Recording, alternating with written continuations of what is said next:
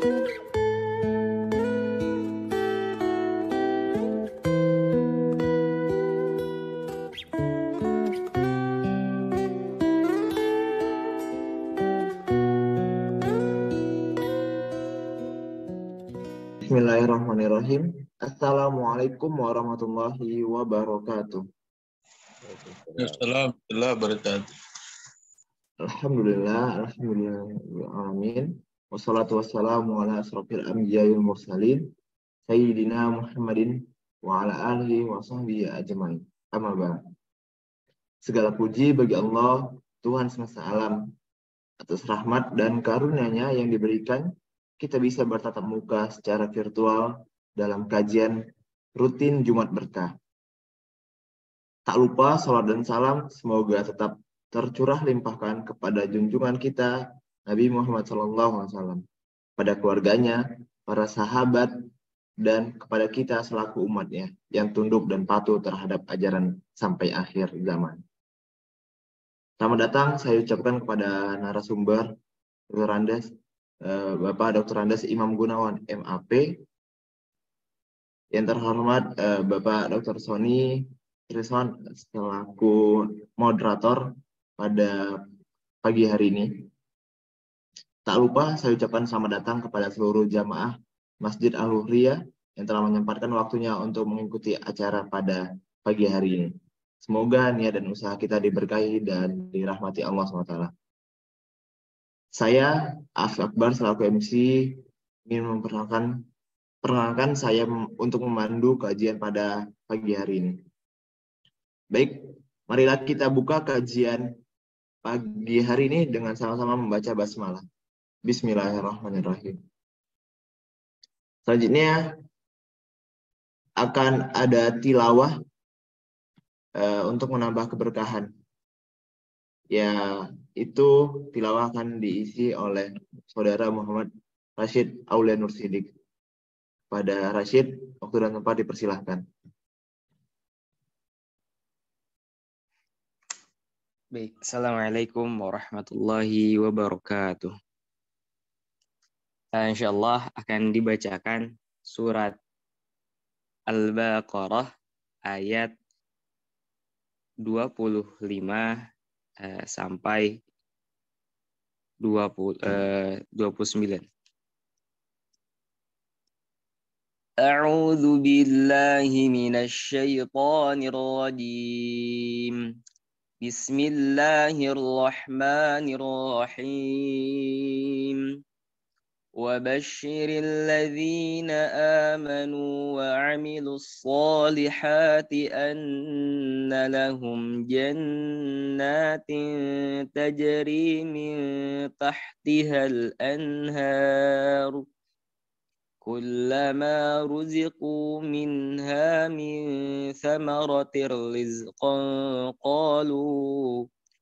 قالوا هذا الذي رزقنا من قبل وأتوا به متشابها ولهم فيها أزواج مطهرة وهم فيها خالدون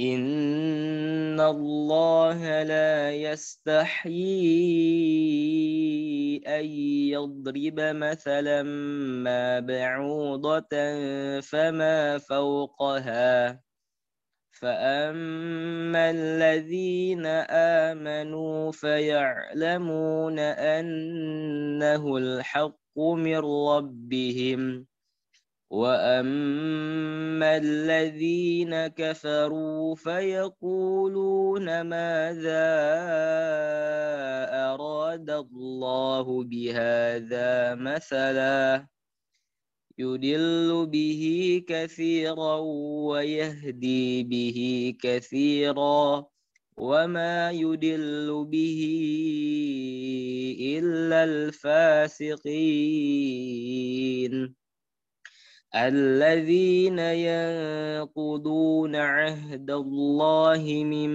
بعد ميثاقه ويقطعون ما أمر الله به أن يوصل ويفسدون في الأرض أولئك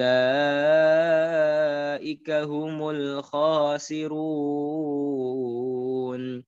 كيف تكفرون بالله وكنتم أمواتا فأحياكم ثم يميتكم ثم يحييكم ثم إليه ترجعون هو الذي خلق لكم ما في الأرض جميعا ثم استوى إلى السماء فسواهن 7 سماوات وهو بكل شيء عليم. صدق الله العظيم. السلام عليكم ورحمة الله وبركاته. Waalaikumsalam warahmatullahi wabarakatuh. Terima kasih saya ucapkan kepada Saudara Rashid Aulia Nur Sidik yang telah membacakan ayat suci Al-Quran tadi. Semoga yang bersangkutan beserta kita mendapat keberkahan dari Allah SWT. Alhamdulillah, sesaat lagi kita akan memasuki sesi yang ditunggu-tunggu, yakni pemaparan materi dari narasumber kita yang luar biasa.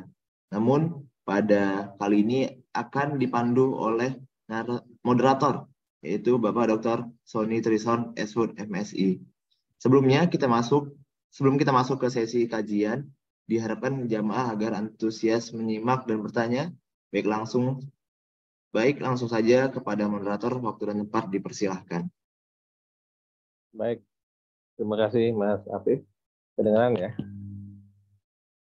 Baik, bismillahirrahmanirrahim. Assalamualaikum warahmatullahi wabarakatuh. Alhamdulillah puji syukur kita panjatkan kehadirat Allah SWT. Salawat serta salam kita berikan kepada junjungan kita Nabi besar Muhammad SAW. Allahumma sholli ala sayyidina Muhammad, Allahumma sholli ala sayyidina Muhammad, Allahumma sholli ala sayyidina Muhammad. Hari ini kebetulan hari Jumat, maka kita sangat dianjurkan untuk memperbanyak salawat. Hadirin jamaah kajian rutin Jumat Berkah. Alhamdulillah pada pagi hari ini kita kehadiran narasumber tamu istimewa. Beliau adalah mitra saya di Kementerian Pemuda dan Olahraga sejak 2015 ya. Jadi kami di Kemenpora menginisiasi yaitu indeks pelayanan kepemudaan yang alhamdulillah sekarang sudah digunakan dan dipakai. Dan Pak Imam ini sudah beberapa kali pindah jabatan dan sekarang sebagai pelaksana tugas ya, asisten deputi Keurusan Pemuda Kementerian Pemuda dan Olahraga. Tema yang disajikan pada pagi hari ini saya kira cukup menarik, yaitu tentang urgensi ya kewirausahaan pemuda dalam Islam. Kita diminta ya sebagai Muslim bahkan di dalam hadis sebagai pengusaha, gitu ya. Semua Rasul itu banyak punya jadi pengusaha. Ya, nah kita akan mengulik ya dari Pak Imam dengan pengalamannya. Jadi Ustadz Imam ini sebagai motivator, kemudian juga kalau saya disebutnya oleh beliau provokator, gitu ya. Nah, tapi insya Allah dengan saling memprovokasi kebaikan, saya kira ini menambah kekuatan kita ya untuk terus berkarya dimanapun juga, jabatan apapun juga yang kita lakukan. Saya ingin menyapa di sini, alhamdulillah nih luar biasa ada beberapa dekan Fakultas Kehutanan nih, Pak Dr. Kisinger. Assalamualaikum Pak Dr. Kisinger. Beliau adalah dekan Fakultas Kehutanan Universitas Lambung Mangkurat. Ya. Dan mungkin juga di sini ada beberapa mahasiswa dari ULM dan juga mahasiswa lain. Ya, mudah-mudahan jam ke depan kita bisa mengulik dan mohon dikabari ya teman-teman yang sudah hadir, karena ini nanti ada hadiah menarik bagi para penanya, begitu ya, yang tercepat ya memberikan pertanyaan kepada narasumber. Kami persilakan Ustaz Imam. Terima kasih Pak Sony. Assalamualaikum warahmatullahi wabarakatuh. Alhamdulillahirabbil alamin wa bihi nasta'in ala umuri dunya wa din, la haula wa la quwata illa billahil azim. Nahmaduhu wa nasta'inuhu wa nastaghfiruh wa na'udzu bihi min syururi anfusina wa sayyiati a'malina. May yahdihillahu fala mudilla lahu wa may yudlil fala hadiya lahu. Asyhadu an la ilaha illallah wahdahu la syarika lahu wa asyhadu anna Muhammadan abduhu wa rasuluhu la nabiyya ba'dah. Amma ba'd. Allahumma faqihna fid din wa ilma rushda. Allahumma zayyinna bil ilmi wa taqwa wa amalan shalihan mutaqabbala. Wahdina li ahsani akhlaq. Fa innahu la yahdi li ahsaniha illa anta wasrif anna sayyi'aha. Fa innahu la yasrif anna sayyi'aha illa anta ya arhamar rahimin. Amin amin ya rabbal alamin. Yang pertama-tama saya hormati Pak Sony Trison, sahabat saya, mitra kerja saya, sama-sama menjadi provokator kemana-mana. Kemudian tak lupa saya menyapa salam kenal Pak Kisinger dari Fakultas Kehutanan Unlam. Salam kenal Pak Kisinger. Juga para mungkin ada beberapa dosen yang hadir pasca ini.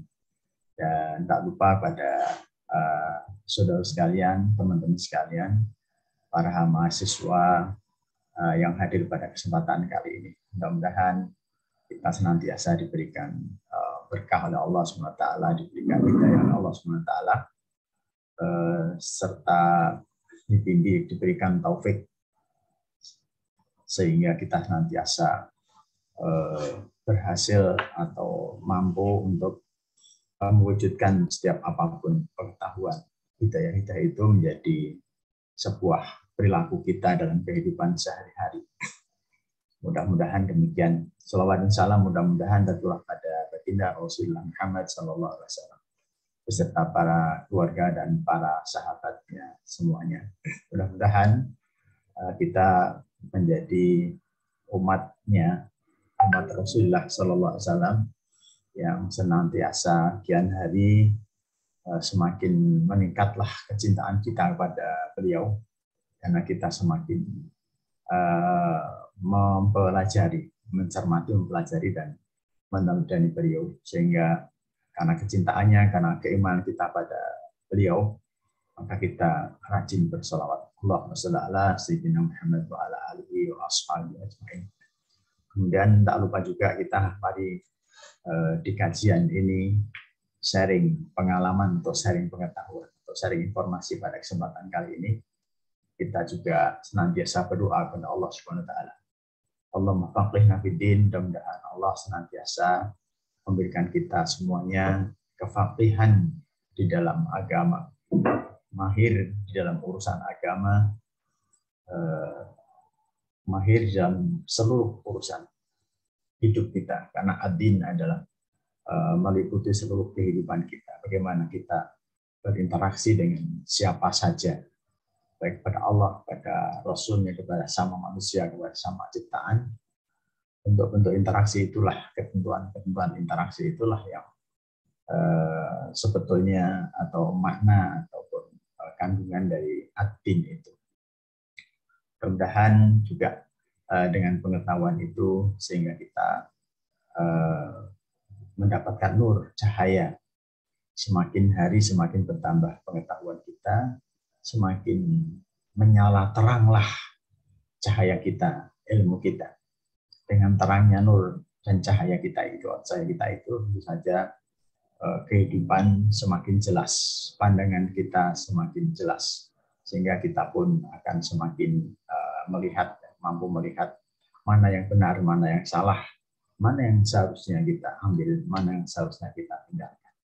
Dengan cahaya itulah maka kita akan mencapai derajat yang tinggi, karena hakikat cahaya itu adalah dinul Islam itu sendiri. Agama Islam inilah cahaya itu. Mudah-mudahan Allah SWT senantiasa menyehatkan kita bersama-sama. Mudah-mudahan tematik pada kesempatan kali ini juga menjadi tambahan buat kita bersama-sama, buat saya juga untuk senantiasa introspeksi, untuk menambah berbagai macam hal yang berkaitan dengan keharusan kita untuk senantiasa menjadi pewirausaha atau senantiasa melakukan upaya-upaya untuk kemaslahatan. Seperti yang tematik yang akan kita bicarakan adalah urgensi kewirausahaan pemuda di dalam Islam. Mungkin lebih luas dari ini barangkali dalam kehidupan setiap manusia.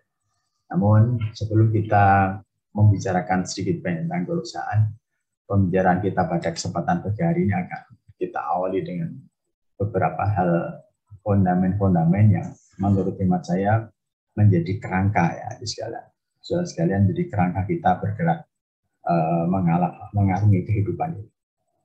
Allah SWT menciptakan kita, setidak-tidaknya ada 3 hal mendasar yang menjadi landasan ataupun tugas kita, mandat kita, misi kita. Yang pertama disebutkan dalam surat Al-Baqarah, A'udzubillahi minasyaitonir rajim, wa idz qala rabbuka lil malaikati inni ja'ilun fil ardi khalifah.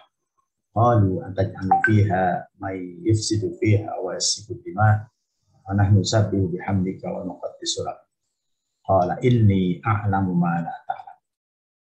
Ini adalah sebuah dialog ya. Allah dengan para malaikat. Allah mengatakan bahwa Allah akan menciptakan ini, sungguhnya aku ja'ilun fil ardi khalifah, akan menciptakan di atas bumi ini adalah seorang khalifah. Kemudian terjadilah dialognya, apakah engkau akan menciptakan ya, makhluk yang akan melakukan pertumpahan darah dan sebagainya. Poin dari sini adalah bahwa kita mempunyai mandat untuk memimpin, menjalankan fungsi-fungsi leadership. Pada saat kita menjalankan fungsi leadership, maka hal yang mendasar adalah kita senantiasa dituntut untuk mengambil keputusan-keputusan, melakukan problem solving, memecahkan persoalan-persoalan, baik secara pribadi maupun mengajak siapapun yang menjadi bagian dari kita. Bersama-sama kita melakukan sesuatu untuk memecahkan berbagai macam persoalan. Berkaitan dengan ini, maka Rasulullah SAW pun kita sering mendengar Rasulullah mengingatkan kepada kita dengan sebuah hadis, kullukum ra'in wa kullukum mas'ulun an ra'iyatih, dan seterusnya, bahwa setiap diri kamu adalah para pemimpin itu, dan setiap pemimpin pasti akan dimintai pertanggungjawaban, akan dievaluasi bagaimana kepemimpinannya itu. Jadi kemanapun kita pergi, aspek kita sebagai seorang pemimpin tidak bisa lepas. Selagi kita masih normal, selagi pikiran kita masih oke, akal kita masih ada, maka fungsi kepemimpinan itu senantiasa ada. Bahkan setiap detik pun kita menjalankan fungsi kepemimpinan itu untuk mengambil keputusan-keputusan. Yang kedua, misi kita adalah beribadah. Ta'abud ilallah. Bagaimana Allah SWT memberikan penjelasan kepada kita, a'udzubillahi minasyaitonir rajim, wa ma khalaqtul jinna wal insa illa liya'budun. Dan tidaklah aku menciptakan jin dan manusia kecuali untuk beribadah kepadaku. Tentu saja makna ibadah ini luas, baik yang makhluk maupun yang ghairu makhluk, ya, meliputi berbagai macam hal. Dan ibadah ini sendiri kita bisa mendalamkan maknanya berbagai macam. Ibadah artinya mengabdi. Mengabdi artinya ada di sini ada aktivitas tadzallul, merendahkan diri, menganggap dirinya lemah di hadapan yang kita ibadahi. Jadi kemanapun kita pergi, kita adalah seorang abid, seorang ibad. Abid minal, seorang hamba dari hamba-hamba Allah Subhanahu wa Ta'ala. Kemudian yang ketiga, misi kita adalah menebarkan rahmat untuk alam semesta. Sebagaimana Allah Subhanahu wa Ta'ala memberikan perintah risalahnya kepada Rasulullah SAW. A'udzubillahi minasyaitonir rajim. Wa ma arsalnaka illa rahmatan lil alamin.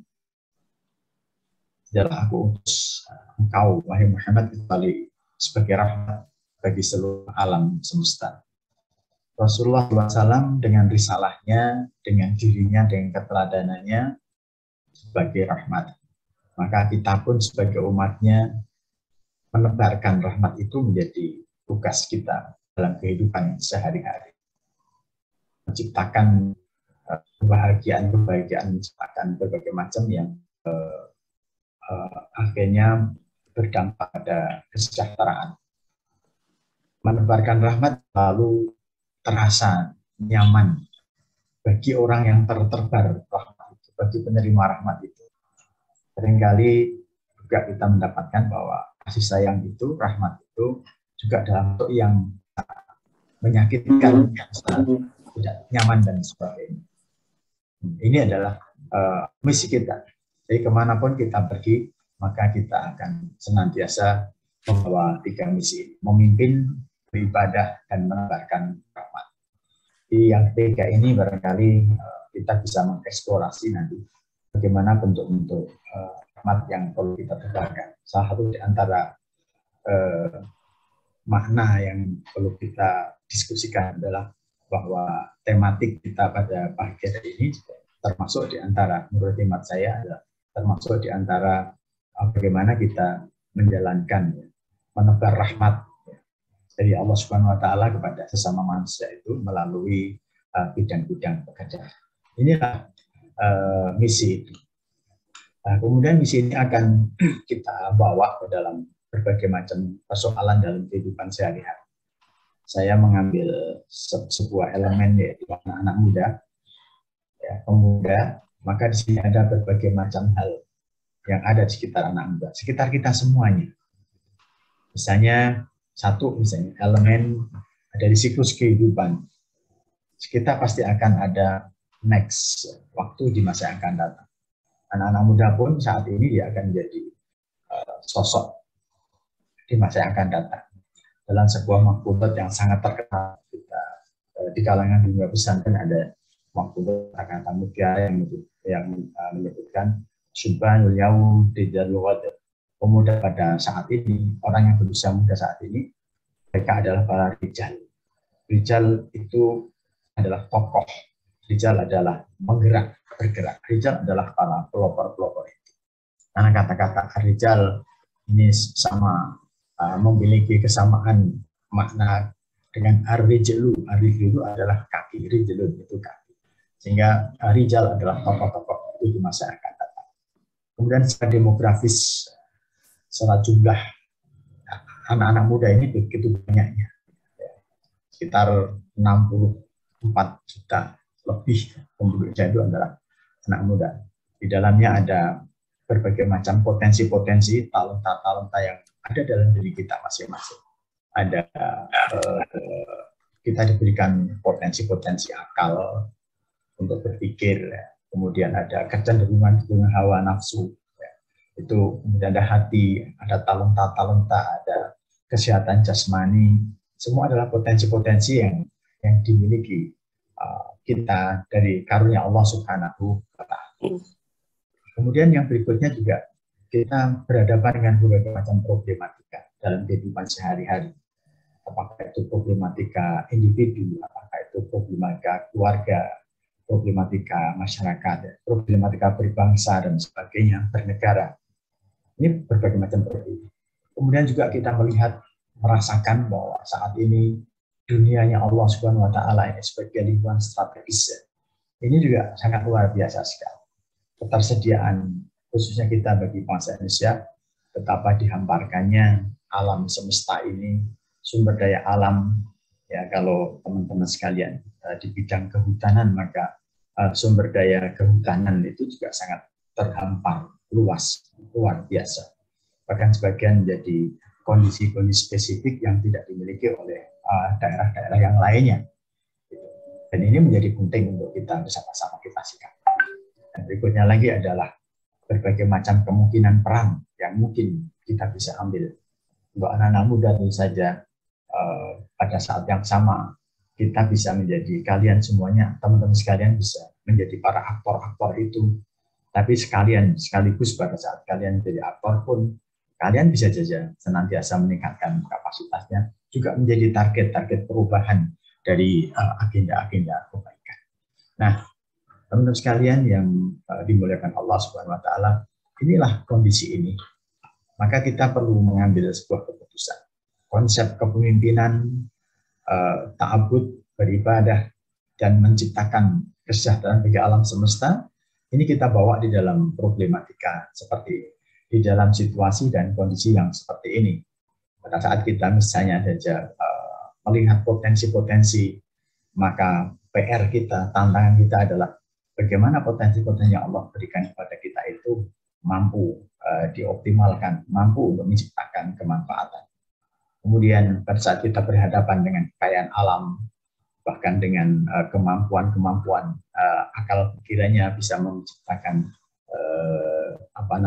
artificial advantage, ya, keuntungan-keuntungan artificial yang diciptakan dengan pengetahuan. Semuanya ini berbagai macam kesempatan yang kita bisa melakukannya. Kita harus mengambil sesuatu yang perlu kita ambil. Nah, teman sekalian, bapak sekalian yang saya muliakan, teman sekalian. Ustaz Imam, Punten, itu slide-nya masih di nomor 2, Ustaz. Belum bergerak slide-nya. Belum ya, Pak Sani? Iya, belum. Mungkin ditutup dulu aja dari 0, nanti kadang-kadang suka begitu. Apa namanya, yang kita klik mungkin dengan yang di layar berbeda, Ustaz. Ya, baik. Insya Allah. Ini kalau ini kelihatan, Pak? Iya, sudah. Nah, itu tadi tidak bergerak tadi. Tadi di nomor 2 aja. Ya. Sekarang gini ya, ini ya, potensi dan tugas itu. Teman sekalian, kita memiliki potensi-potensi itu. Maka pada saat kita dihadapkan dengan tadi lingkungan yang luar biasa tadi itu, maka disinilah letaknya bagaimana kita menggunakan potensi-potensi yang ada itu. Nah, maka di sini ada beberapa pilihan ya, mungkin kita bisa lakukan. Kalau kita berbicara dengan tematik pada kesempatan kali ini, teman sekalian, maka berwirausaha menjadi sebuah pilihan atau menjadi seorang pekerja. Menjadi pekerja di sebuah organisasi ataupun di kantor ataupun di perusahaan atau menjadi pewirausaha. Untuk apa? Untuk menghasilkan penghasilan yang halal itu saja. Untuk menopang kehidupan sehari-hari, untuk menjalankan fungsi-fungsi peribadatan, untuk menjalankan fungsi-fungsi kepemimpinan. Dan pada saat kita menjalankan upaya-upaya ini pun, maka aspek-aspek kaidah-kaidah ya, kepemimpinan, peribadatan, kemudian dalam rangka rahmatal alamin, maka itu menjadi amat penting untuk kita lakukan. Nah, barangkali pada kesempatan kali ini sedikit kita akan fokus kepada apa itu yang disebut dengan wirausaha. Wirausaha adalah wira itu bermakna apa ya? Pahlawan lah yang terdepan, wira. Kemudian usaha adalah ya melakukan aktivitas-aktivitas, melakukan kegiatan ya, dengan mengerahkan segala tenaga dan pikiran untuk mencapai maksud dan tujuan. Kemudian berbagai macam batasan-batasan wirausaha pun semakin berkembang dari waktu ke waktu. Misalnya pada saat ini, apa itu wirausaha adalah? Wirausaha adalah orang yang memiliki kemampuan dalam mengenali diri, mengelola diri, serta mengidentifikasi berbagai macam peluang dan mengelola sumber daya di sekitarnya secara kreatif. Ya. Untuk apa? Untuk menciptakan nilai tambah bagi dirinya dan lingkungannya secara berkelanjutan. Nah, di sini mencerminkan betapa berwirausaha tadi itu untuk tujuannya adalah untuk menciptakan kesejahteraan. Teman-teman sekalian, memahami makna berwirausaha tentu saja dari waktu ke waktu mengalami perubahan-perubahan. Ya. Mungkin pada zaman dahulu kala mungkin tidak terpikirkan berwirausaha seperti sekarang. Dulu pada saatnya ada bahwa perdagangan itu adalah wirausaha karena belum terlalu banyak aspek-aspek yang bersifat produktif itu dilakukan oleh manusia. Sehingga berwirausaha itu sebetulnya adalah bagaimana seorang diri kita, seorang hamba Allah Subhanahu wa taala untuk menciptakan ya, untuk melakukan sesuatu, mampu melakukan sesuatu sehingga ia diberikan fadilah oleh Allah Subhanahu wa taala, diberikan menggapai rezeki dari Allah Subhanahu wa taala. Ini kira-kira maknanya demikian. Jadi pada saat kita memberikan makna wirausaha, maka sangat berkembang. Mungkin 20 tahun yang akan datang ataupun 10 tahun yang akan datang akan ada definisi tentang wirausaha itu sendiri. Tapi semua itu adalah termasuk dalam kerangka itu semuanya. Nah, Teman sekalian yang saya muliakan, beberapa pandangan ya, tentang berusaha ini banyak sekali di dalam Al-Quran Karim maupun di dalam hadis-hadis Nabi Muhammad SAW. Seperti misalnya satu di antaranya di sini adalah A'udzubillahi minasyaitonir rajim. Wa qul i'malu fasayarallahu a'malakum wa rasuluhu wal mu'minun. Ini adalah perintah Allah, maka kamu beramalah. Beramal maknanya sangat luas. Bisa saja masuk berusaha, juga masuk beramal-amal kebaikan. Maka Allah dan Rasulnya akan melihat kepada semuanya. Ya. Kemudian yang berikutnya seperti misalnya dalam sebuah hadis Nabi Muhammad SAW yang maknanya bekerja mencari yang halal itu suatu kewajiban setelah kewajiban beribadah. Ini menunjukkan betapa kita tidak boleh untuk tidak bekerja. Kita harus aktif, produktif untuk itu semuanya. Kemudian juga sama di sini ada sebuah kaidah usul fikih ya, yang bunyinya kira-kira al-amru bisyai' amru biwasailih. Perintah terhadap sesuatu ini ada juga memerintahkan kepada wasilah-wasilahnya. Apa maknanya? Perintah kepada sesuatu misalnya Allah Subhanahu wa taala memerintahkan kita untuk memberikan nafkah. Maka usaha, wasilah-wasilah, instrumen-instrumen untuk mendatangkan nafkah menjadi sesuatu yang diperintahkan juga. Dan saya saja contohnya dalam ibadah misalnya pada saat kita akan sholat maka kita dipersyaratkan harus bersih, maka wasilah untuk kesempurnaan sholat ada wudhu, maka wudhu itu adalah sebuah kewajiban. Nah, ini dalam pengertian yang luar, yang lain juga demikian. Pada saat kita diperintahkan untuk membayar zakat, pada saat kita diperintahkan untuk menunaikan ibadah haji, pada saat kita memberikan nafkah kepada keluarga, maka wasilah-wasilahnya juga diwajibkan oleh Allah Subhanahu wa taala. Dan kemudian yang sering kita dengar adalah seperti dalam surat Al-Jumu'ah. A'udzubillahi minasyaitonir rajim. Fa idza qudiyatish shalah fantashiru fil ardi wabtaghu min fadlillah. Wadhkurullaha katsiran la'allakum tuflihun. Pada saat kita telah selesai menunaikan sholat Jumat, maka fantashiru fil ardi. Ini perintah, tapi perintahnya maknanya makna ibadah. Boleh saja pada saat setelah sholat Jumat pun kita beristirahat, zikir di masjid pun boleh. Tapi ini ada fantashiru fil ardi, bertebarlah kamu di muka bumi, wabtaghu min fadlillah, untuk mencari fadilah-fadilah Allah Subhanahu wa taala. Wadhkurullaha katsiran, dan kalian semuanya ingatlah kepada Allah banyak-banyak. Nah, ini juga penting bahwa pada saat kita bekerja, maka kita senantiasa zikir kepada Allah. Apa makna zikir? Zikir maknanya sangat luas. Bisa dalam makna kata-kata berzikir, tetapi juga bisa bermakna bahwa di dalam mencari fadilah Allah itu kita harus mengingat hukum-hukum Allah, mengingat sunatullah yang terdapat di dalam objek kegiatan kita. Kalau kita mengenal sunatullah yang terjadi pada objek kita, maka kita pun akan dapat melakukan hal yang terbaik untuk kita selesaikan pekerjaan itu.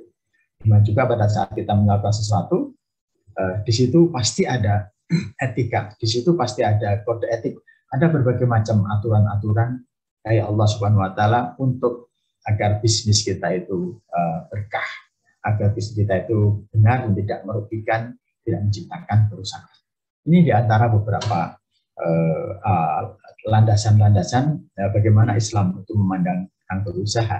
Tadi juga dibaca oleh Qori tadi di awal, juga menceritakan tentang bahwa tumbuh-tumbuhan, kebun-kebun alam semesta ini juga menjadi direzekikan oleh Allah kepada kita bersama-sama. Nah, apa hal yang penting dalam membangun wirausaha itu? Di depan kita sebutkan bahwa wirausaha itu adalah senantiasa menciptakan nilai tambah. Maka di sini ada beberapa karakter-karakter yang perlu disiapkan untuk kita bersama. Dan rupanya karakter-karakter ini juga menunjukkan kalau kita sebagai seorang muslim, maka di sini ada beberapa hal yang karakter-karakter mulia, ya, akhlak mulia. Misalnya seperti mindset, cara pandang yang baik. Ini di sini ada inovatif, kreatif, kemudian berakhlak mulia dan produktif dan konsisten. Teman sekalian yang saya hormati, pada saat kita telah mampu menginternalisasikan nilai-nilai ini, memang bahasanya sederhana ya, menginternalisasikan ya, untuk memasukkan value-value ini, karakter ke dalam diri kita. Tapi hakikatnya sebenarnya adalah sebuah tarbiyah, sebuah pendidikan bagaimana akhlak itu dibangun, bagaimana karakter-karakter itu dibangun, karakter yang terhimpun dalam seorang sosok berusaha. Pada saat kita membangun ini, Masya Allah, ini tentu saja menjadi ladang keagamaan kita, sama dengan kita membangun akhlak sebetulnya, beberapa elemen itu. Nah, pada saat kita telah mampu menginternalisasikan itu, maka seorang pengusaha itu pasti akan menciptakan berbagai macam dampak. Nah, disinilah barangkali kita bisa mengukur ya, sampai seberapa besar dampak kita, sampai seberapa besar kemanfaatan-kemanfaatan yang ditimbulkan oleh kita, itu kita perlu bisa mengukur. Dan disitulah jati diri kita. Kita ingat sebuah hadis Nabi Muhammad SAW yang sangat terkenal, kita sering mendengarkannya. Baginda Rasulullah SAW bersabda, khairun nas anfa'uhum linnas. Sebaik-baik manusia adalah yang paling memberikan manfaat kepada sesama manusia.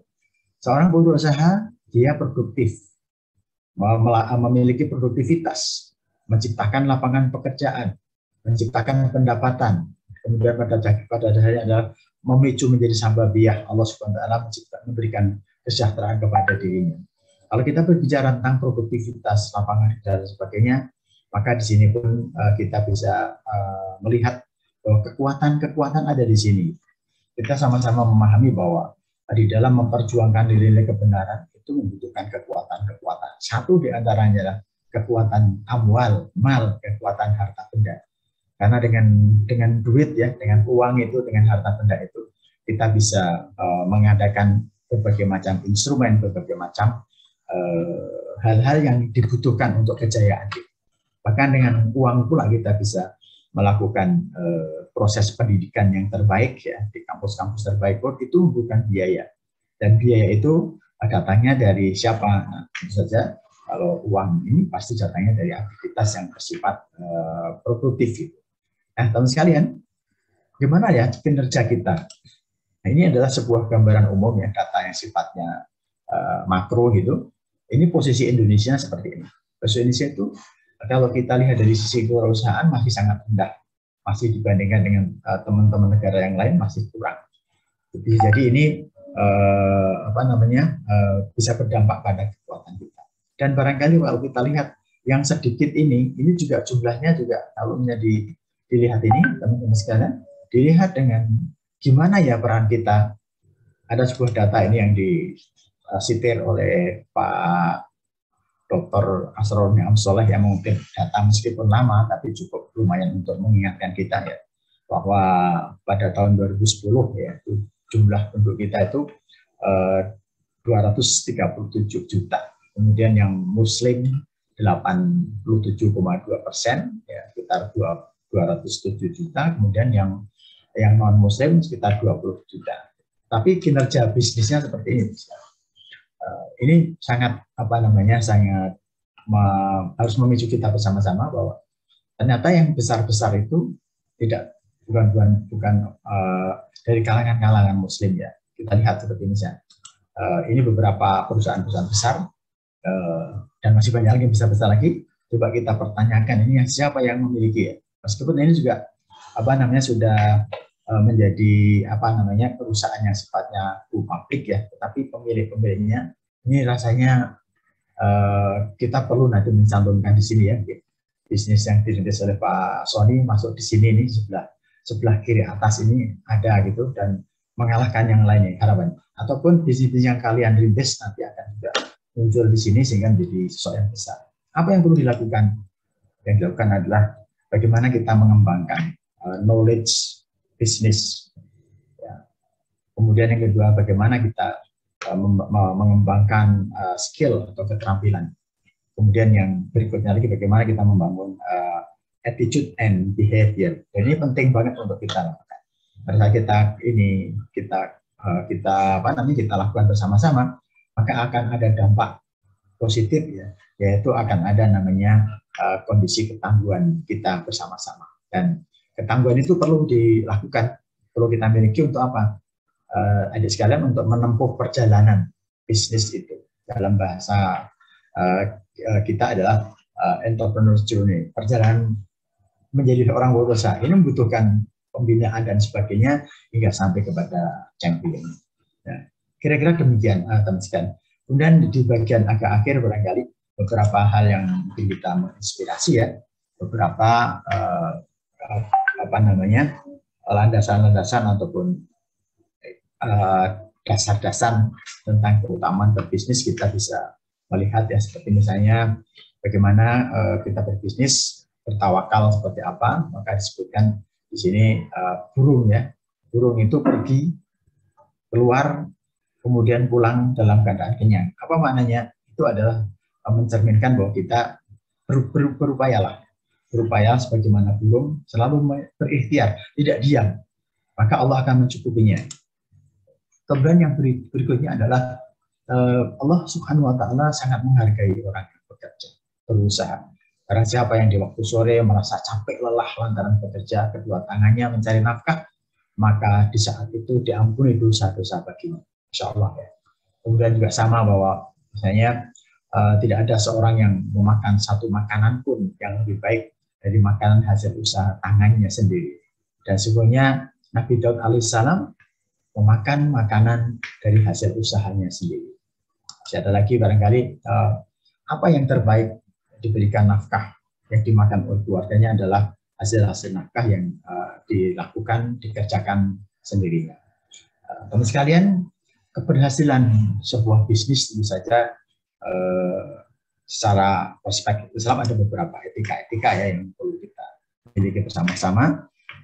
Misalnya pada saat kita menjalankan bisnis, diantaranya lakukan dengan niat yang ikhlas, kemudian bekerja dengan tekun dan sungguh-sungguh, al-itqan ya.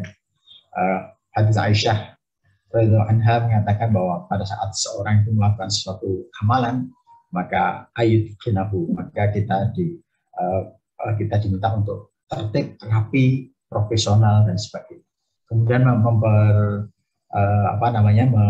mengutamakan kejujuran, amanah, kemudian tetap memegang teguh prinsip syariat, menghindari yang sifat-sifat dan menjaga ukhuwah Islamnya. Ini beberapa di antara etika bisnis yang mungkin kita bisa coba ke depan seperti apa. Dan sekalian berikutnya adalah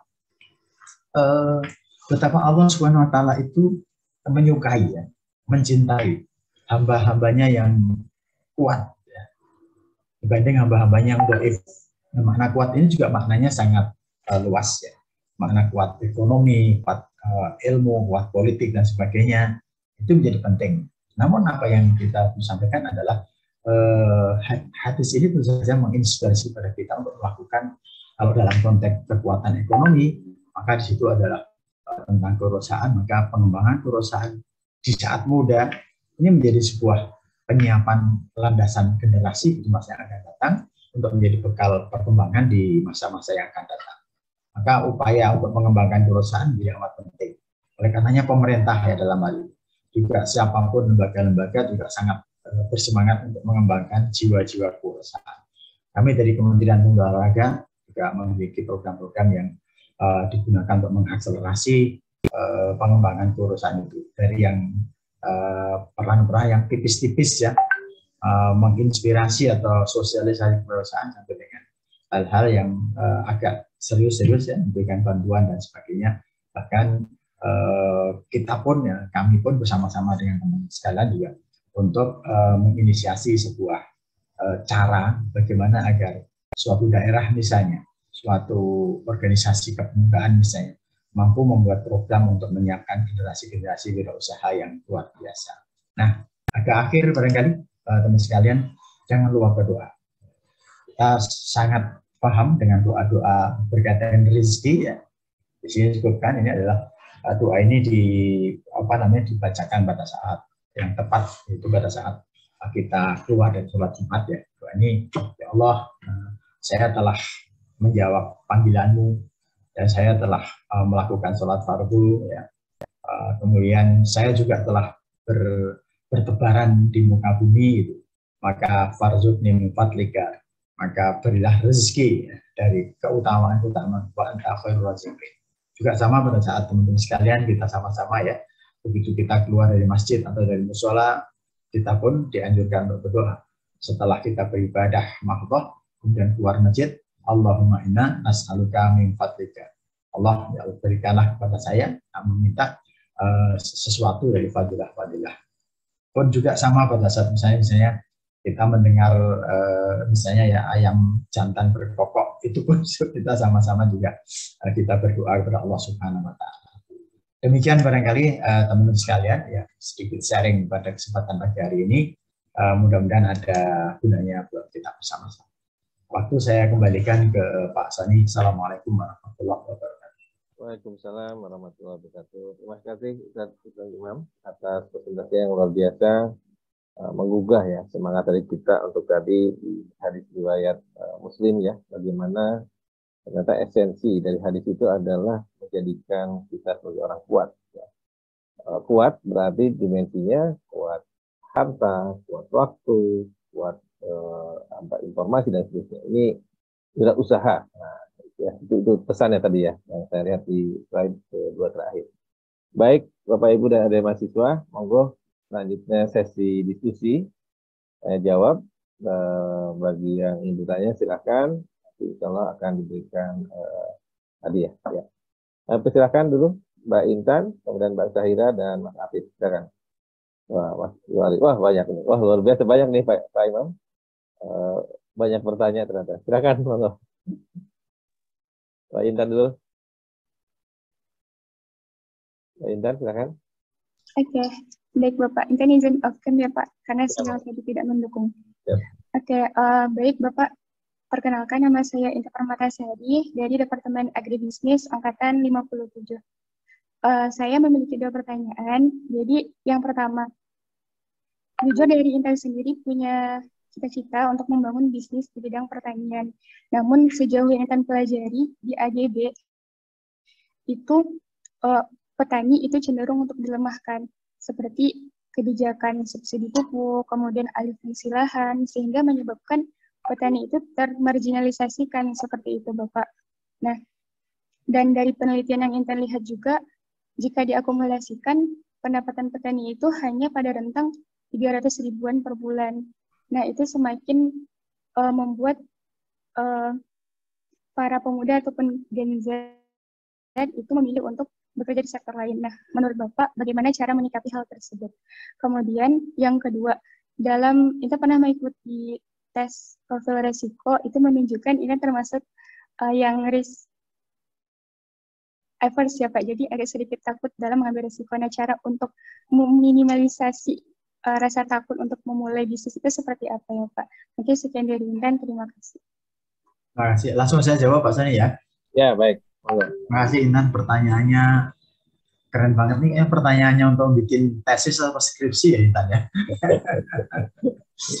Ya itu memang kendala tantangan yang pada saat kita masuk ke agribisnis memang diantaranya petani quote and quote termiskinkan ya, dengan misalnya penguasaan resources, penguasaan lahan yang semakin kecil dan sebagainya.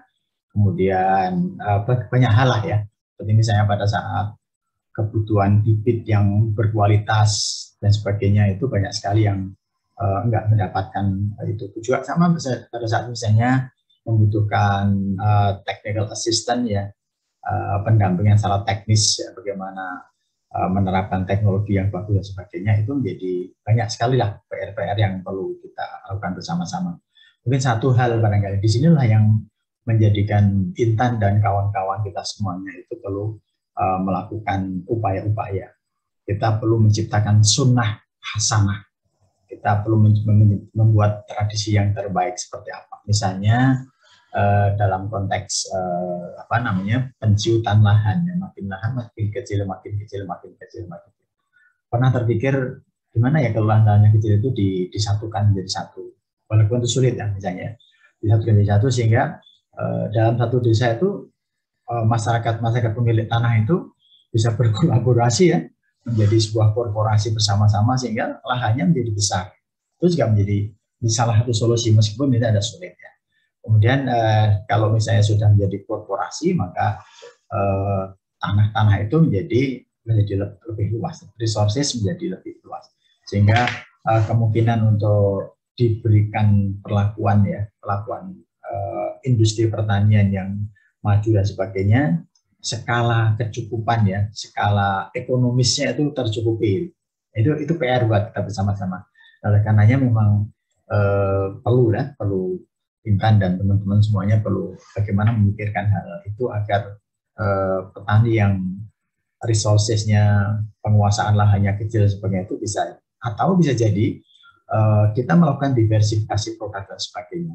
Misalnya petani-petani yang saat ini dikenalkan dengan dunia digitalisasi, wah, petani-petani ini gimana orang nggak bisa teknologi kok dikenalkan teknologi. Ya, barangkali di sini letaknya teman-teman para volunteer, para mahasiswa untuk mencoba mencari solusi-solusi yang terbaik ya, misalnya dengan melakukan diversi produk yang lainnya, atau masuk ke perdagangan, atau masuk menggunakan teknologi digital dan sebagainya. Itu sangat memungkinkan untuk itu semuanya, sehingga harus dicari cara-cara, dicari sunnah hasanah fil Islam ya, dicari cara yang terbaik, bagaimana caranya untuk itu semua. Nah, pada waktu mencari cara tentu saja kita tidak bisa sendirian ya.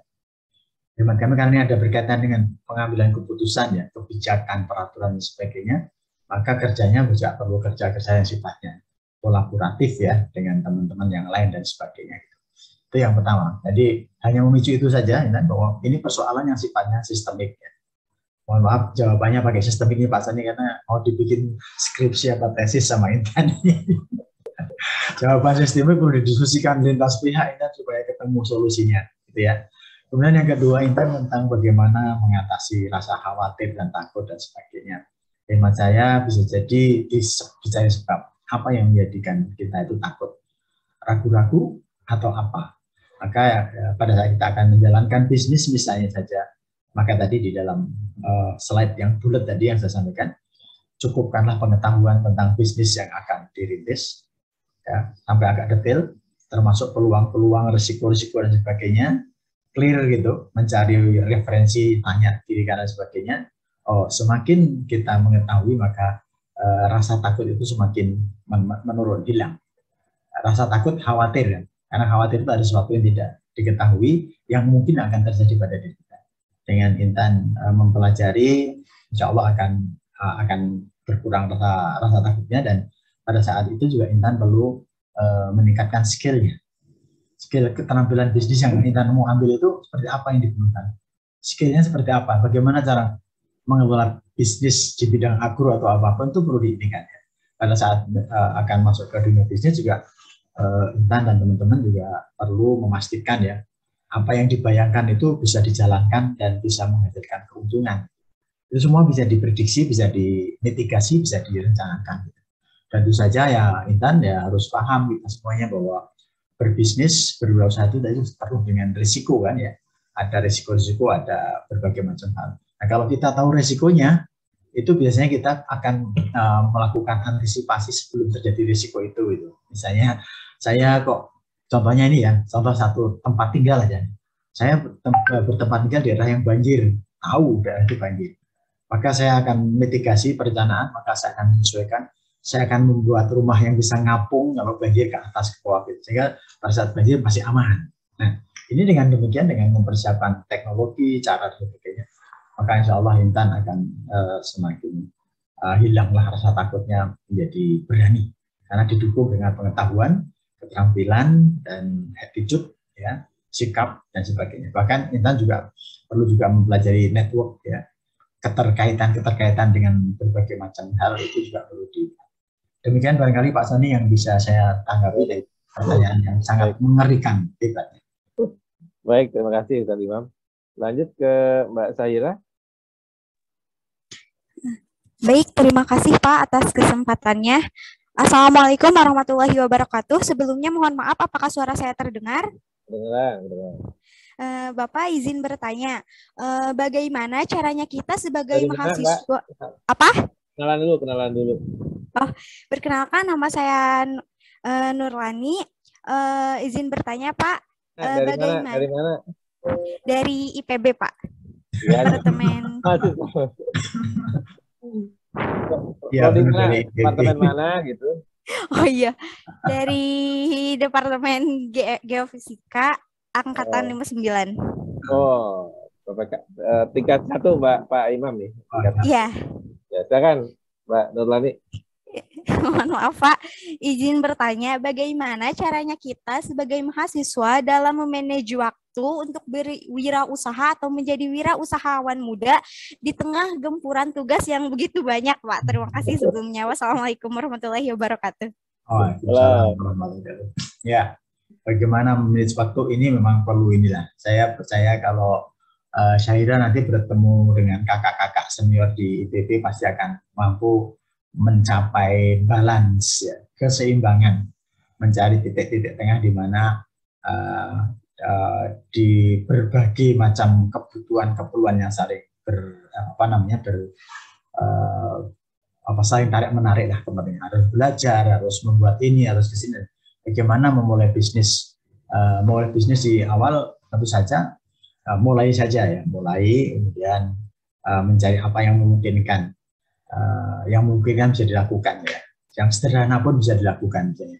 Kan kalau sekarang misalnya Nurlani bisa mengoptimalkan ya peran-peran teknologi digital dan sebagainya, itu bisa juga dipakai untuk memulai bisnis buat Nurlani gitu.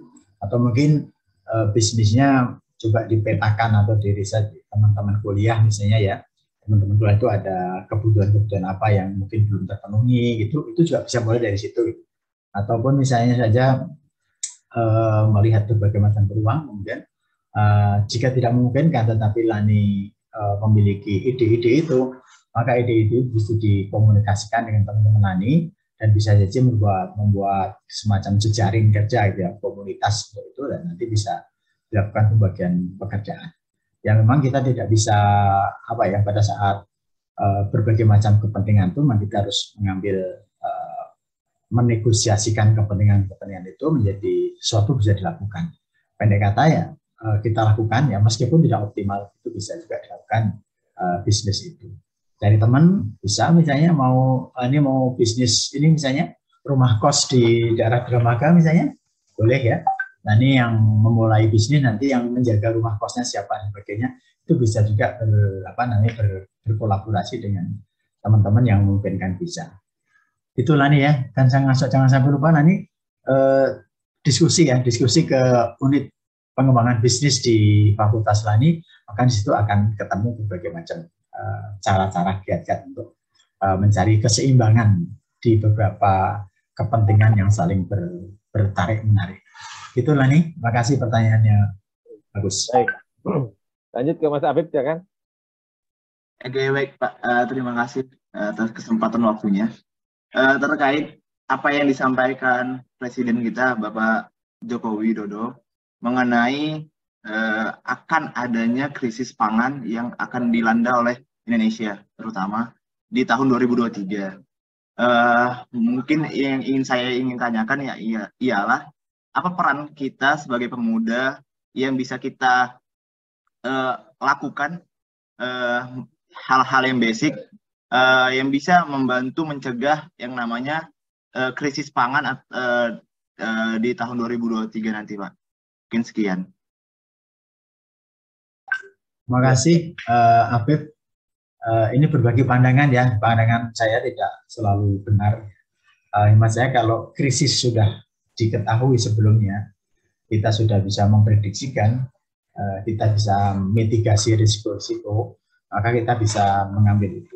Misalnya krisisnya itu disebabkan karena apa, pangan karena apa, apakah karena peperangan atau karena apa dan sebagainya, apakah karena suplai makanannya yang terganggu atau di distribusinya atau seperti apa, atau mungkin karena ada bencana dan sebagainya. Itu menjadi kita lihat, kemudian kita mencoba melakukan jalan seperti apa ya. Kalau dalam Al-Quran mungkin seperti kisah Nabi Yusuf itu, Nabi Yusuf itu kan mentakwil mimpi ya, mimpi yang melihat sapi gemuk dan sebagainya. Itu kemudian dimitifikasi oleh Nabi Yusuf. Kemudian Nabi Yusuf membuat berbagai macam perencanaan. Nah, saya rasa Afif bisa membuat perencanaan ya untuk mengatasi seperti itu. Misalnya kalau krisis pangan, maka saat ini pun sebenarnya sudah bisa dilakukan antisipasinya. Bagaimana dengan penghematan, misalnya saya harus bagaimana membuat teknologi pengawetan makanan dan sebagainya, itu menjadi PR buat kita bersama-sama gitu. Nah, meskipun kadang-kadang memang krisis itu memang bisa diantisipasi secara individual, ataupun juga membutuhkan kerja yang sangat makro banget, membutuhkan kehadiran negara dan sebagainya pada saat kekuatan-kekuatan krisis itu sifatnya yang multidimensional ya, sangat kompleks seperti itu. Paling tidak kita secara individual sudah bisa merancang, kalau seperti ini, saya akan seperti apa dan sebagainya. Misalnya gitu. Gitu ya Habib ya. Saya rasa Habib, krisis itu disebabkan karena apa, kemudian kita bisa memitigasi rencananya itu.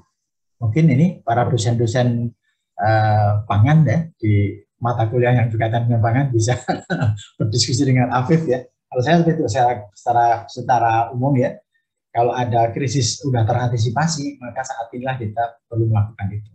Baik. Ada kekurangan pakan, maka kita menciptakan penghematan atau membuat alternatif bahan-bahan pangan seperti apa gitu. Barangkali itu Pak Soni bisa ditambah. Baik. Pak Soni barangkali. Ya. Lanjut aja dulu nih ke Mas Iswari, silakan. Baik Ustaz, terima kasih atas kesempatannya. Bismillahirrahmanirrahim. Izin bertanya Ustaz. Sebenarnya perkenalkan, saya Muhammad Iswari Al-Farisi Salam dari Departemen Geofisika dan Meteorologi. Sama tadi kayak Syahira ya Ustaz. Terus angkatan 57 dari Rumah Kepemimpinan Regional 5 Bogor.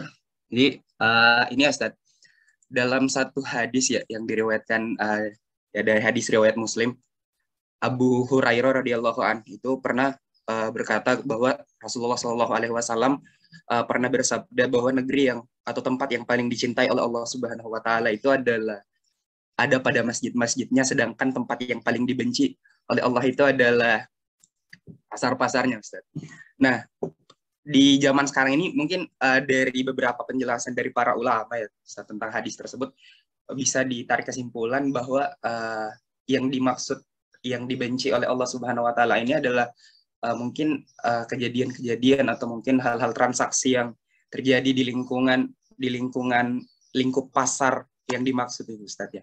Nah, yang ingin saya tanyakan, bagaimana sih kita mungkin bagi teman-teman juga yang ingin terjun ke wirausaha muda gitu, dalam kita menciptakan lingkungan yang mungkin dalam lingkungan tersebut bukan cuman hanya pada pribadi kita atau mungkin usaha yang kita bangun yang menjadi satu tempat yang mungkin bisa diridhoi oleh Allah Subhanahu Wa Taala, tapi kita bisa mencakup lingkungan atau tempat wirausaha sekitar kita, sehingga dari hadis tersebut bahwasanya tempat yang dibenci oleh Allah itu ada pada pasar-pasarnya, kita bisa hindari dan bisa berbalik bahwa tempat atau lingkup kita melakukan wirausaha itu bisa menjadi suatu hal atau bahkan lingkungan yang bisa diridhoi dan dicintai sama Allah Subhanahu Wa Taala. Gitu mungkin Ustaz. Terima kasih pertanyaan Miss Wari ya. Iswari. Terima kasih. Ini pertanyaannya perlu dijawab dengan panjang lebar, tapi akan saya jawab ringkas saja ya. Sebetulnya kalau dalam pengertian itu sebetulnya ada sebaik-baik tempat adalah masjid, seburuk-buruk tempat adalah pasar. Tapi ini tidak berarti setiap pasar itu jelek seperti itu ya. Yang saya tangkap ya, yang saya pahami adalah ini adalah sebuah warning, karena biasanya di dalam pasar itu terjadi interaksi yang bisa jadi interaksi yang terjadi antara penjual dengan pembeli misalnya aja, itu yang mensetir atau yang mendrive adalah bisa jadi keinginan interest-interestnya. Nah, interest ini kan sangat tergantung ya, Iswari, sangat tergantung dari pemilik si jiwa tadi itu, pemilik para pelaku bisnis tadi itu. Kalau pelaku bisnisnya itu lepas begitu saja dengan berbagai macam ketentuan ya, atin, agama, maka ya pasar itu menjadi tempat yang paling buruk lah gitu ya. Sementara masjid kan, orang datang ke masjid itu kan mindsetnya kan mindset beribadah ya. Ya memang masjid memang dipergunakan untuk itu. Nah, PR kita adalah bagaimana menghadirkan suasana perdagangan. Karena pasar itu sekarang bisa bermakna pasar yang sifatnya fisik, lokal ya, tetapi bisa pasar yang sifatnya virtual. Gimana kalau pasar virtual tuh pasarnya gimana ya? Pasar virtual itu pasar yang tidak tampak ya kan, begitu. Maka hakikatnya adalah justru pada saat Rasulullah mengatakan bahwa pasar adalah tempat yang terbaik, maka pemahaman saya adalah maka seorang itu sangat hebat sekali kalau di dalam pasar, aktivitas di pasar tetapi menghasilkan dampak seperti di masjid gitu. Jadi nilai kemasjidan dibawa ke pasar. Gitu ya. Nilai-nilai ketaatan, nilai-nilai masjid kan artinya tempat sujud ya, Ismari ya. Sujud itu ketaatan-ketaatan. Nah, barangkali ini akan saat ini ya, Ismari, mungkin Indonesia, dunia ini sedang geraknya sangat luar biasa yaitu tentang ekonomi syariah. Masyarakat ekonomi syariah Indonesia juga sangat dinamis majunya, dan di dalam ekonomi syariah tadi itu prinsip syariah tadi itu kalau kita berbisnis, Masya Allah itu jangkauannya bukan sekedar yang tampak saja misalnya. Contohnya misalnya Iswari mau bikin misalnya mau bikin perusahaan garmen misalnya. Garmen itu kalau kita lihat kalau syariah itu maka dilihatnya dari hulu sampai hilirnya. Gitu. Garmennya pada saat diprosesnya di situ ada proses interaksi antara pemilik dengan pekerja, buruh. Nah itu ada aturan-aturan keagamaan. Bagaimana interaksi antara pengusaha dan buruh? Apakah di dalam proses produksinya tadi tercipta ketidakadilan? Misalnya, pada saat sebelah sini sebelumnya ada faktor-faktor input misalnya. Faktor produksinya ada permodalan. Gimana nih modal ini harus dilihat seperti apa? Apakah misalnya dari praktek-praktek riba atau misalnya mengambil modal dengan cara-cara tidak benar, tidak adil dan sebagainya. Bahkan termasuk apakah misalnya kalau dari resource-nya itu tentang alam semesta, jadi di awal rahmatan lil alamin, apakah kita merampas resources di alam semesta? Apakah kita dalam misalnya melakukan produk agroforestry misalnya ya, kehutanan, industri kehutanan, apakah kita itu merusak lingkungan apa enggak? Itu panjang ceritanya, Ismail. Termasuk juga pada saat produk. Mulai produk kalau garment misalnya, apakah nanti produknya ini akan menyisakan sampah-sampah yang merusak alam semesta bahkan seperti itu. Ini terpikirkan dalam pengikatannya. Jadi dalam pemahaman saya, Ismail, tidak seperti itu ya, tidak seperti bahwa pasar itu jelek, itu ada warning. Kalau di pasar itu kecenderungan sampai kita lepas dari koridor syariah itu besar sekali ya. Contoh misalnya dalam tawar-menawar Iswari, kalau orang dagang kan, oh ini udah ditawar seginian, padahal harganya berapa? Untuk narik penjual nggak nawar di bawah, tadi sudah ada yang nawar 100.000 nggak dikasih, padahal belum ada gitu. Nah kebohongan seperti itu tidak ini. Nah sebaliknya juga kita juga mencermati ya saat kita di masjid ya jangan membawa suasana pasar tadi itu ke masjid. Jadi menurut saya yuk kita bawa suasana masjid dalam pengertian masjid tempat bersujud, sajadah itu maknanya bersujud, maknanya ketaatan, maka mari kita jadikan pasar itu kita suasanai dengan suasana masjid. Karena tantangannya di pasar lebih besar ya, lebih besar dibanding di masjid itu ya. Wah, pokoknya tarikannya itu sangat luar biasa sekali. Itu barangkali hadis itu sebagai warning dari Rasulullah SAW agar kita di pasar tadi itu membawa etika masjid masuk dalam pasar sehingga bisnisnya bisnis yang mensejahterakan, ya, adil dan sebagainya. Allah alam itu Azhari. Baik, terima kasih Ustaz Imam. Ini karena waktu mungkin Mas Lutfi dan langsung aja dengan Pak Yasin mana? Singkat-singkat aja ya. Oke, baik. Terima kasih Mas Fahmi. Sebelumnya perkenalan, Mas Lutfi dari Manajemen Hutan Angkatan 57. Singkat saja, tadi disebutkan kan misi tentang penciptaan manusia itu ada 3, yang di awal tentang khalifah, beribadah, dan menebarkan manfaat. Kita sebagai manusia, sebagai mahasiswa, sudah menjadi khalifah atau minimal untuk dirinya sendiri. Terus kalau beribadah kan udah setiap hari gitu. Mungkin bisa dijelaskan lagi untuk menebarkan rahmat tuh sebagai mahasiswa tuh seperti apa ya Pak? Sebagai contoh tadi kan menebarkan rahmat sebagai disampaikan sebagai Nabi Muhammad gitu. Sedangkan kita mahasiswa di tengah kesibukan, tugas, dan organisasi itu bagaimana cara kita tetap mengoptimalkan misi penciptaan manusia yang tentang penebarkan rahmat. Terima kasih. Baik. Satu lagi Pak Yasin, monggo terakhir. Ya. Assalamualaikum warahmatullahi wabarakatuh. Terima kasih. Ya, terus terang bangga dan tersanjung ikut acara ini.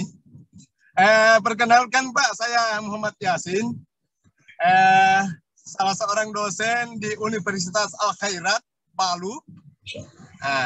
Saya mendapat informasi ini dari kawan saya yang lagi studi S3 di Bogor, Bapak, di IPB. Nah, melihat ada kewirausahaan, saya tepat kebetulan saya koordinator mata kuliah MKDU kewirausahaan di universitas tersebut. Nah, ini bukan mau bertanya Bapak, hanya sharing aja. Mumpung ini ada tadi bagus sekali dicombine materinya dicombine dengan ayat-ayat hadis. Luar biasa Bapak.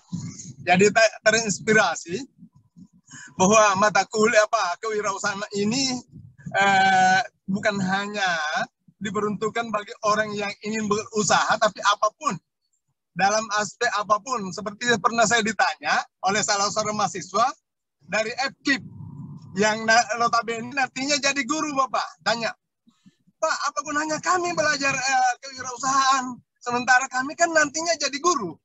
Nah, saya hanya mengatakan bahwa di dalam kewirausahaan itu ada dua unsur yang penting di dalam kewirausahaan yang membentuk kewirausahaan itu sendiri, yaitu kreativitas dan inovasi. Nah, jadi guru pun harus kreativitas, harus ada inovasi. Bagaimana mengikuti tren pembelajaran kalau tidak ada inovasinya? Nah, itu penjelasan saya Bapak. Mohon mungkin ada pengkayaan dari materi ini. Terima kasih banyak. Insya Allah saya akan ikut ini terus, seandainya diinformasikan terus. Terima kasih banyak Bapak. Allah musta'an. Assalamualaikum warahmatullahi wabarakatuh. Imam, butuh satu lagi mungkin sekaligus. Kira-kira program apa nih yang bisa dikolaborasikan dari Kemenpora dengan teman-teman wirausaha muda ini? Kami persilakan sekaligus menutup statementnya. Silakan Pak Imam. Ya, pertama yang tadi pertanyaan dari yang ditanya Rahmat tadi ya, Rahmat. Bagaimana kita memberi rahmat bagi alam semesta di saat kita masih menjadi mahasiswa? Teman sekalian pastikan ya, di mana keberadaan kita itu memberikan dampak kebaikan. Itu salah satu di antara perwujudan dari rahmat itu. Keberadaan kita tidak menimbulkan kerusakan. Itu sudah cukup bahwa kita adalah seorang memberikan rahmat. Misalnya kita menjadi seorang mahasiswa yang santun, kesantunan kita itu rahmat bagi sekitarnya. Kita menjadi seorang mahasiswa yang kritis, ya, maka sikap kritis kita itu adalah sebuah rahmat bagi sekitarnya. Karena dengan sikap kritis maka kita bisa mengoreksi ya praktek-praktek ataupun kebiasaan yang tidak bagus. Misalnya kita suka berbagi misalnya kepada orang lain, misalnya suka menolong orang yang sedang mengalami kesulitan, itu pun termasuk di antara bentuk-bentuk rahmat itu seperti apa. Makanya saya katakan rahmat itu adalah pada saat kita itu merasa sedih gitu ya, merasa sedih terhadap pihak lain atau sesama kita yang mengalami kesedihan. Itu juga rahmat buat kita semuanya. Kita implementasikan kepada dalam bentuk aktivitas yang real saja. Pendek kata, begitu keberadaan kita enggak destruktif, ya, enggak negatif. Kalau kita berperilaku maka berlaku bukan mazmumah, bukan perilaku yang sayyi'ah, tapi perilaku yang mahmudah, yang karimah. Itu sudah menjadi rahmat bagi alam semesta. Hingga nanti didorong lagi fungsi-fungsi kepemimpinannya agar kerahmatan itu bisa meluas. Kemudian Pak Yasin, terima kasih Pak atas pertanyaannya. Saya sepakat dengan Bapak bahwa kewirausahaan itu memang tidak dimonopoli oleh siapa-siapa, tapi kewirausahaan itu untuk siapa-siapa. Benar tadi yang Bapak sampaikan, saya sepakat bahwa di dalam kewirausahaan itu belajar tentang kreativitas, mengasah inovasi, membangun mindset, tangguh dan sebagainya.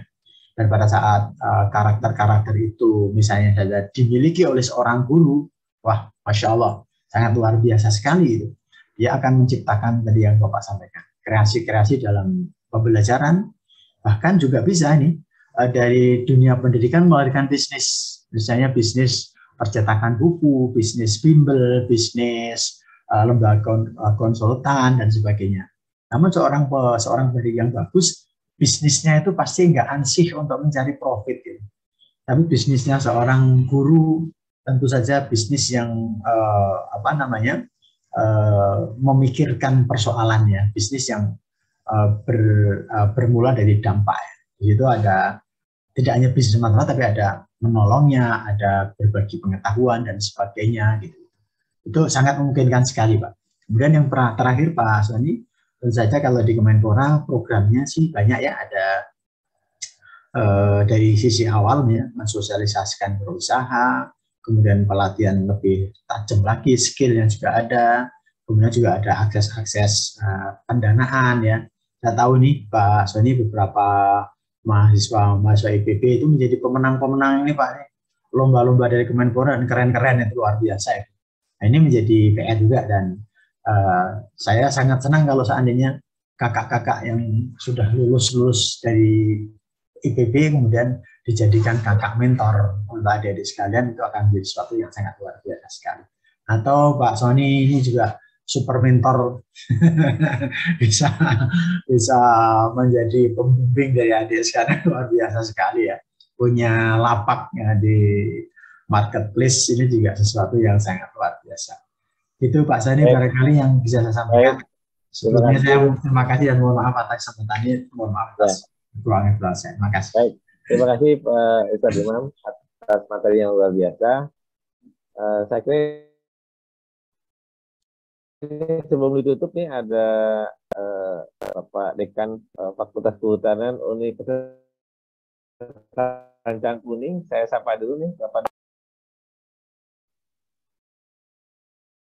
Eno.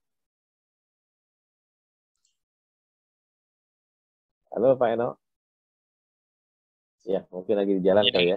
Ya, Pak Soni. Assalamualaikum. Oh ya. Nah, silakan memberikan komentar nih. Ini acara Jumat Berkah pertama nih, kajian rutin, nanti akan diisi juga dengan narasumber-narasumber yang luar biasa. Maka Pak Eno. Ya, bismillahirrahmanirrahim. Assalamualaikum warahmatullahi wabarakatuh.